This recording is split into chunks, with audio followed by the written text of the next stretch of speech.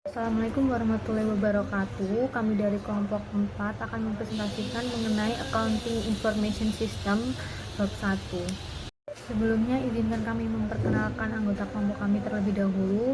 Yang pertama, Tika Fauzan Nabila, NPM akhir 126, Hilda Nur Hidayah, NPM akhir 127, Hinda Aulia Rosa, NPM akhir 141, Gabriela Fredaren Roja, NPM akhir 152, Vincentius Marvelio PH, NPM akhir 169, Bagas Arya Satya Dinata, NPM akhir 276. Di sistem informasi akuntansi ini terdapat tiga hal yang perlu kita ketahui. Yang pertama, sistem adalah seperangkat metode, prosedur, dan rutinitas terperinci untuk melakukan aktivitas tertentu dan melakukan tugas untuk mencapai tujuan atau sasaran dan memecahkan satu atau lebih masalah.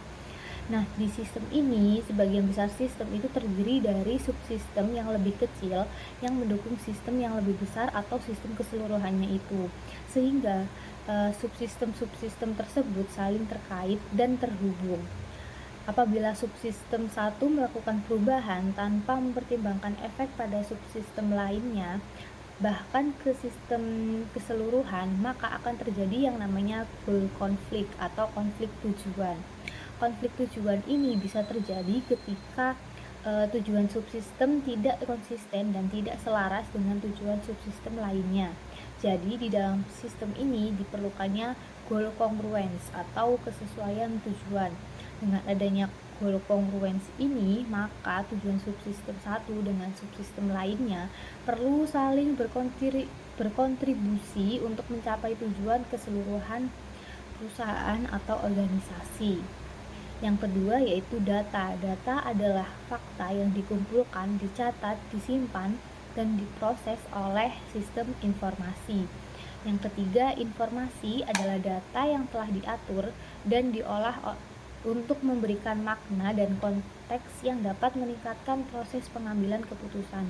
Jadi, kita dapat membuat keputusan yang lebih baik seiring dengan meningkatnya kuantitas dan kualitas informasi tersebut.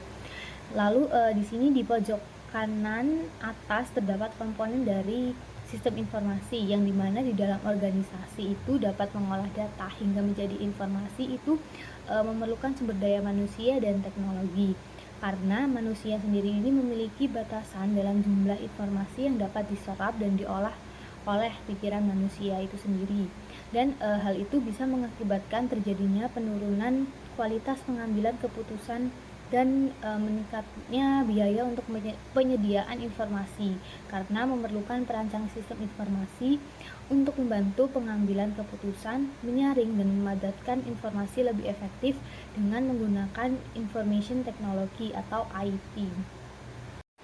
Selanjutnya yaitu information needs and business process.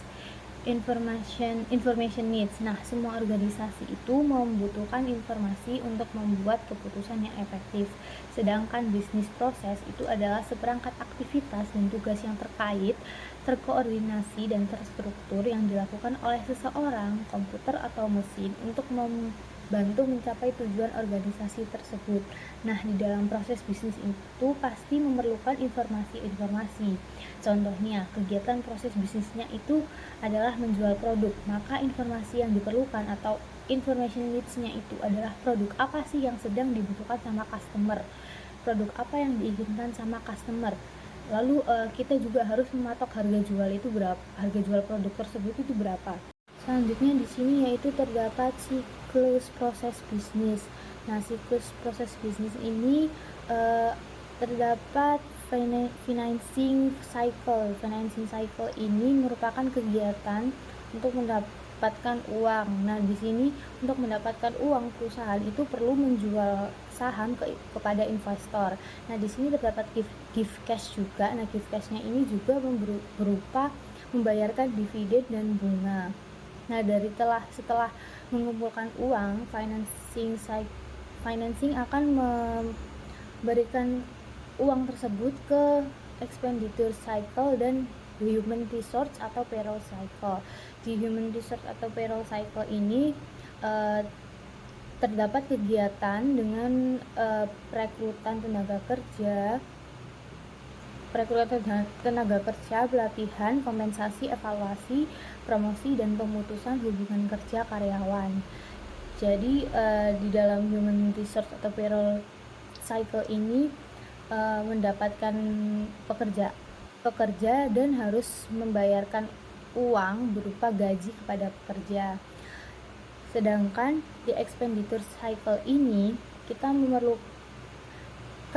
kita harus mengeluarkan uang untuk mendapatkan persediaan atau bahan baku untuk diproduksi.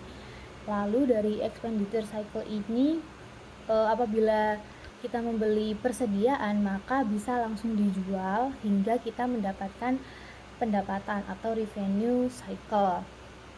Sedangkan kalau kita membelinya bahan baku, maka perlu diproduksi terlebih dahulu untuk menjadi barang jadi. Nah, lalu selanjutnya terjadi yang namanya siklus produksi. Nah, di siklus produksi ini memerlukan yang namanya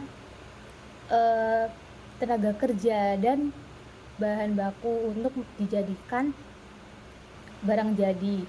Setelah menjadi barang jadi, maka terjadilah revenue cycle, yaitu mendapatkan pendapatan. Nah, setelah semuanya terjual dan mendapat pendapatan, maka seluruh kegiatan atau transaksi pembelian pengeluaran itu dari financing cycle, expenditure cycle, payroll cycle, dan revenue cycle dan production cycle ini dicatat di general ledger dan reporting system. Pengertian sistem informasi akuntansi. Sistem informasi akuntansi adalah sebuah sistem yang mengumpulkan catatan, penyimpanan, dan proses data untuk menghasilkan informasi bagi para pengambil keputusan di sebuah perusahaan. Ada 3 fungsi sistem informasi akuntansi dalam bisnis, yakni yang pertama mengumpulkan dan menyimpan data tentang aktivitas usaha, kemudian yang kedua mengubah data menjadi sebuah informasi yang berguna untuk pengambilan keputusan, dan yang ketiga memberikan pengendalian untuk menjaga data dan aset. Sistem informasi akuntansi memiliki 6 komponen, yakni yang pertama SDM, kemudian yang kedua prosedur dan instruksi, kemudian yang ketiga data, kemudian perangkat lunak, kemudian yang kelima infrastruktur teknologi informasi, dan yang terakhir pengendalian internal. Sistem informasi akuntansi dapat menambah nilai sebuah perusahaan dengan cara, yakni yang pertama meningkatkan kualitas dan mengurangi biaya produk atau jasa, kemudian yang kedua meningkatkan efisiensi, yang ketiga transfer pengetahuan teknologi, yang keempat meningkatkan efisiensi dan efektivitas rantai pasokan, kemudian yang kelima memperbaiki struktur pengendalian internal, dan yang terakhir menjadi dasar pengambilan keputusan yang lebih rasional.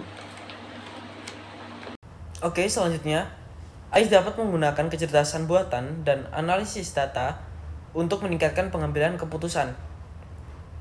Di sini pengambilan keputusan merupakan aktivitas yang rumit dan bertahap yang melibatkan identifikasi masalah, pengumpulan, dan penafsiran data. Evaluasi cara penyelesaian masalah, pemilihan metodologi solusi, dan penentuan serta penahapan solusi. Sistem informasi akuntansi dapat membantu dalam proses pengambilan keputusan dengan menyediakan informasi untuk mengurangi ketidakpastian, memberikan umpan balik terhadap efektivitas keputusan sebelumnya, menyediakan informasi secara tepat waktu, dan mengidentifikasi situasi yang memerlukan tindakan manajemen. Alat kecerdasan buatan dan analisis data dapat digunakan dalam setiap aktivitas pengambilan keputusan untuk membantu meningkatkan pengambilan keputusan. Di bidang AI, berasal dari berbagai disiplin ilmu, termasuk ilmu komputer, rekayasa informasi, linguistik, matematika, filsafat, dan psikologi. Beberapa aplikasi AI yang populer meliputi sistem pakar, perutan kendaraan, pengiriman yang cerdas, visi mesin biasanya digunakan dalam mobil tanpa pengemudi, dan pengenalan suara. Berikut adalah beberapa contoh di bidang AI. di mana AI itu sendiri digunakan. Yang pertama ada bisnis. Seperti yang kita tahu, robot yang digerakkan oleh AI kini semakin menjalankan banyak tugas secara berulang, terutama dalam bidang manufaktur. Algoritma AI ini menentukan cara melayani pelanggan dengan lebih baik. Selanjutnya di bidang pendidikan, perangkat lunak AI secara otomatis menilai pekerjaan siswa, menilai kinerja siswa dan kemajuan siswa, dan memberikan dukungan tambahan sesuai kebutuhan. Oke, selanjutnya yang ketiga ada keuangan.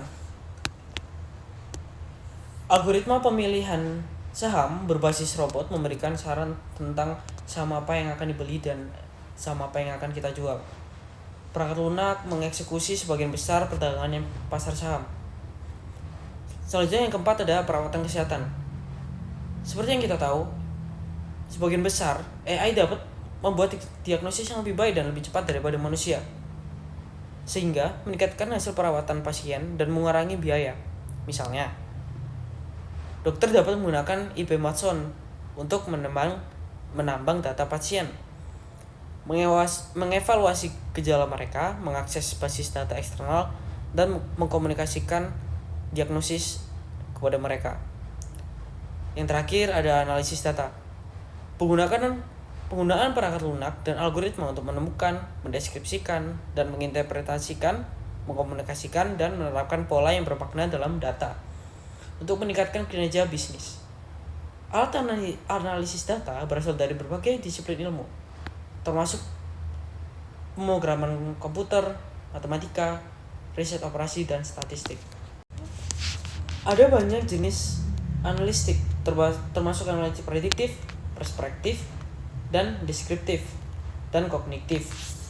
Beberapa analistik diberi nama berdasarkan penggunaannya, seperti analisis riset, rantai pasokan, pengoptimalan toko, pengoptimalan tenaga penjualan, pengoptimalan pemasaran, serta pengoptimalan yang lainnya.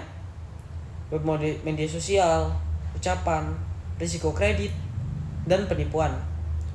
Analitik juga dikategorikan berdasarkan penggunaan dan karakteristiknya, seperti analitik yang dapat ditindaklanjuti visual, tertanam, otomatis, dan operasional. Analitik dapat membantu meningkatkan pengambilan keputusan dalam berbagai cara. Pada tingkat paling dasar, analitik dapat mengidentifikasi masalah atau isu yang harus diselesaikan oleh manajemen. Pada tingkat menengah, analisis juga dapat mengumpulkan data yang diperlukan untuk memecahkan masalah, menganalisisnya, dan membuat rekomendasi kepada manajemen tentang cara menyelesaikannya. Dan pada tingkat lanjutan, wawasan yang dapat ditindaklanjuti dapat diintegrasikan ke dalam sistem yang digunakan untuk membuat keputusan.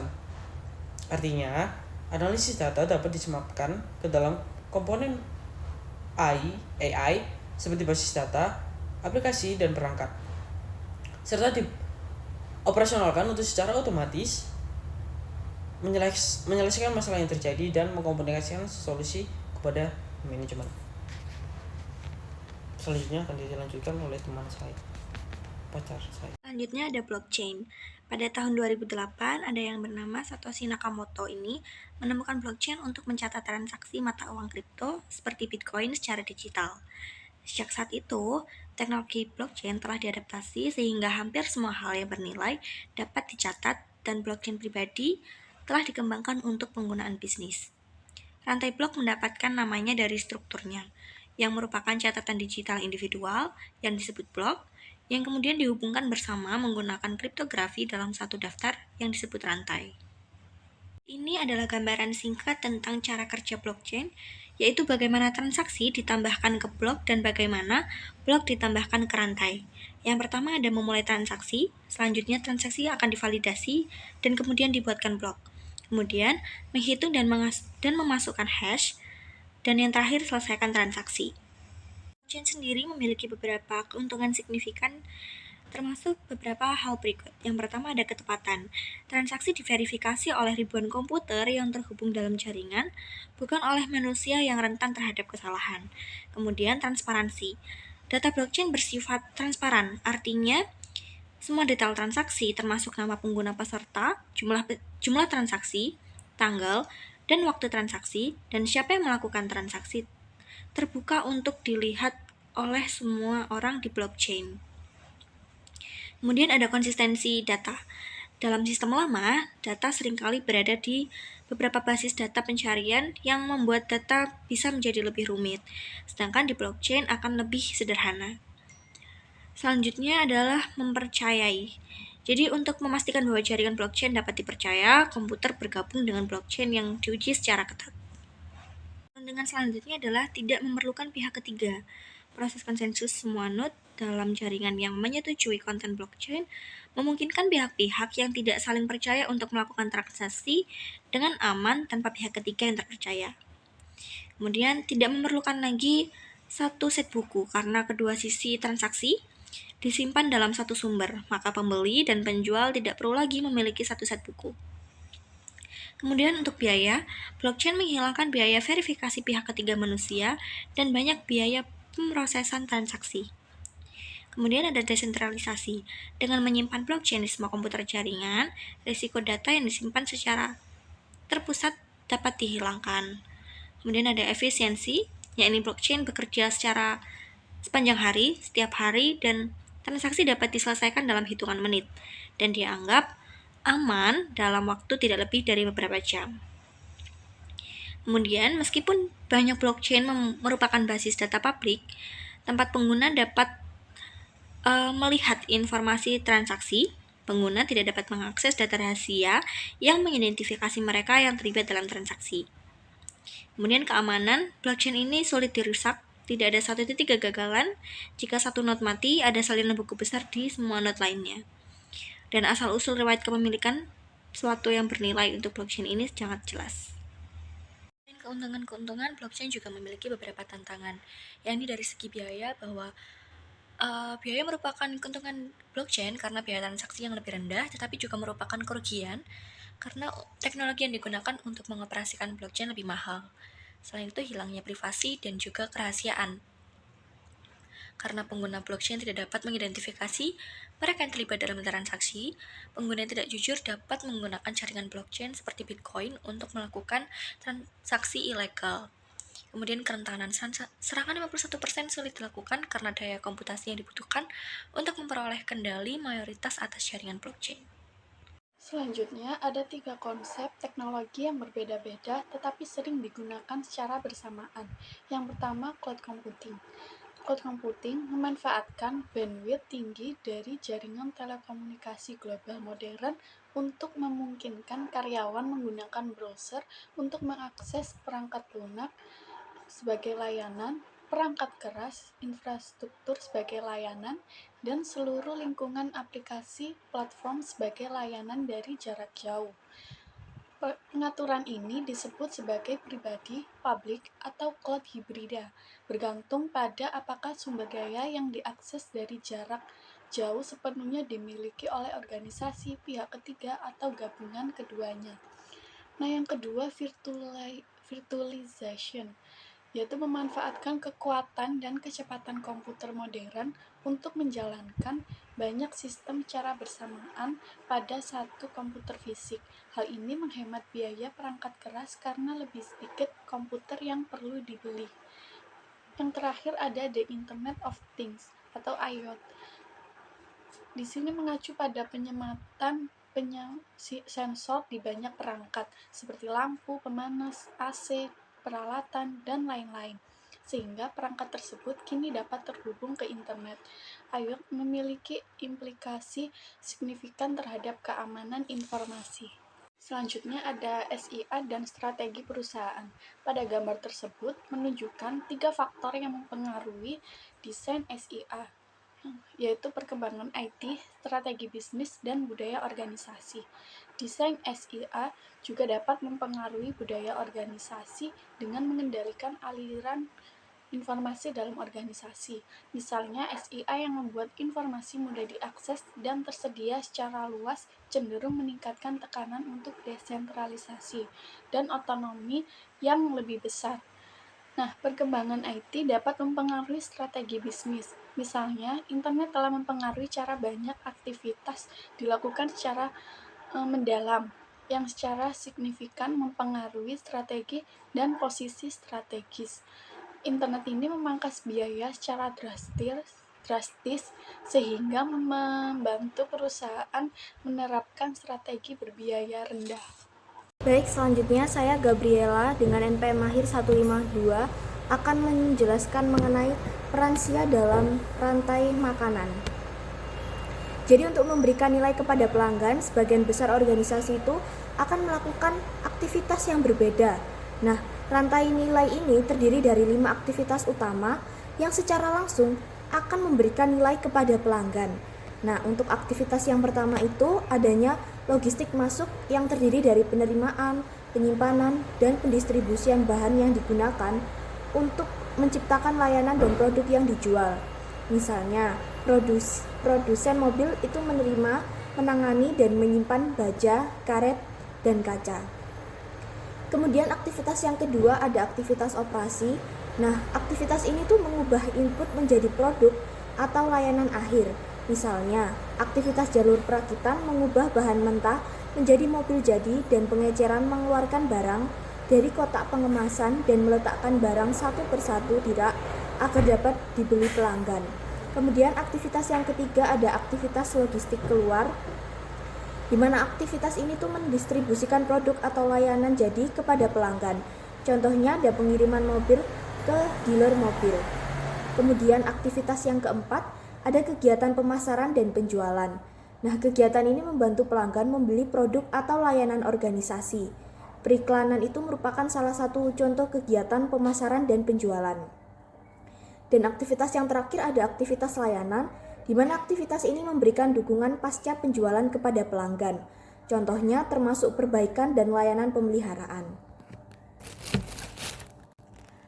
Kemudian, kegiatan pendukung itu yang memungkinkan 5 langkah kegiatan utama aktivitas yang di atas tadi itu dilakukan secara efisien itu ada dikelompokkan menjadi 4 kategori. Yang pertama itu ada kategori infrastruktur perusahaan. Nah, kategori ini merupakan kegiatan akuntansi, keuangan, hukum, dan administrasi umum yang memungkinkan suatu organisasi berfungsi. Nah, sistem informasi akuntansi ini merupakan bagian dari infrastruktur perusahaan.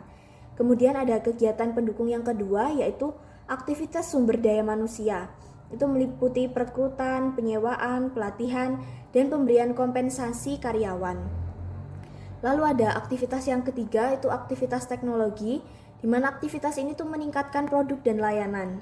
Contohnya itu termasuk penelitian dan pengembangan, investasi dan desain produk.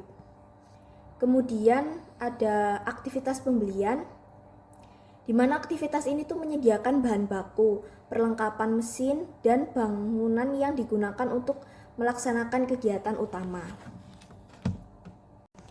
Nah, selanjutnya ada rantai pasokan, di mana rantai nilai suatu organisasi itu merupakan bagian dari sistem yang lebih besar yang disebut rantai pasokan.